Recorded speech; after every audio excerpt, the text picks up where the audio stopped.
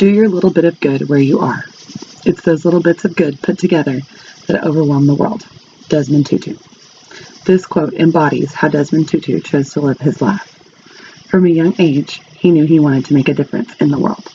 He realized, as a black child growing up in South Africa, that there were many rights that he and other black children were denied, but the white children were given those privileges. Raising a half-black son has really opened my eyes to the racism that is still experienced in many places to this day. I hope and pray that everyone in this world can learn to accept each other as they are, regardless of skin color, gender, religion, sexual preference, political affiliation, or anything else that makes someone different. Another great quote by Tutu: differences are not intended to separate, to alienate. We are different precisely in order to realize our need of one another. Despite his far less than perfect childhood in a cruel, unfair environment, this man has dedicated most of his life to facilitate peace around the world and establish better relationships between the wronged and their aggressors. Desmond Tutu stood firm on those principles and taught them wherever he went. When teaching high school became too difficult due to harsh laws restricting black South Africans from a proper education, he decided to study theology. One important point Tutu believes is everyone should have equal rights.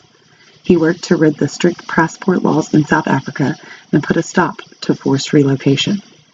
As a punishment for his efforts, the government revoked his passport twice, but people around the globe protested for him, and they had no choice but to reinstate it. Black citizens were being forcibly removed from their homes in South Africa and deported away from the whites. Because Desmond Tutu faced such difficulty while trying to properly instruct his high school students, he pushed for a shared education system. White students were being educated better, and blacks were limited to minimal education, preparing them for a life of servitude. Desmond Tutu fought hard against apartheid since it was something he felt so strongly about.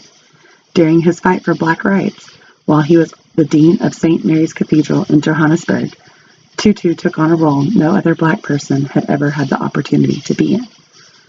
He related apartheid to Nazism and used each leadership position he was granted to non-violently express his opposition of the South African government.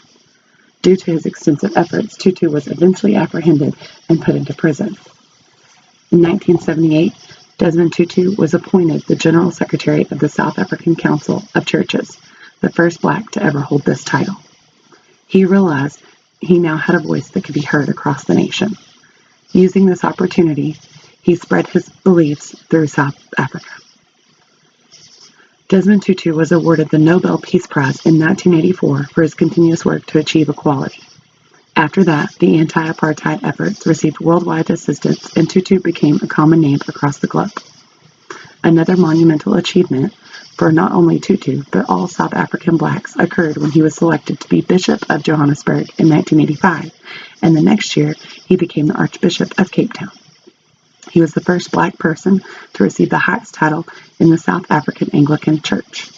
In 1987, he was nominated to be president of the All Africa Conference of Churches and held that title for 10 years. President Nelson Mandela selected Desmond Tutu to be the chair of the Truth and Reconciliation Commission. The Archbishop had the great honor of announcing Mandela as the first black president in South Africa in 1994, about 1 year after apartheid was over. The TRC researched over 3 decades worth of infractions against human rights that occurred during apartheid. Tutu insisted these wrongs be forgiven and coexistence be the new focus. Without forgiveness, there is no future. Desmond Tutu. He believed that we learn from other people and that we would not live how we do without each other. After retiring in 1996 from being Archbishop, he was a professor and lecturer worldwide. Tutu chaired a group, the Elders, with many other leaders to continue his work to achieve world peace. He and his wife founded the Desmond Tutu Peace Center in 1998 to further his efforts. The center trains new leaders to follow in his footsteps and adapt to his way of thinking. Tutu fought hard against HIV and AIDS, sexism, tuberculosis, racism, poverty, transphobia, homophobia, and Chelsea Manning being in prison. All of these efforts were to cultivate peace throughout the nations.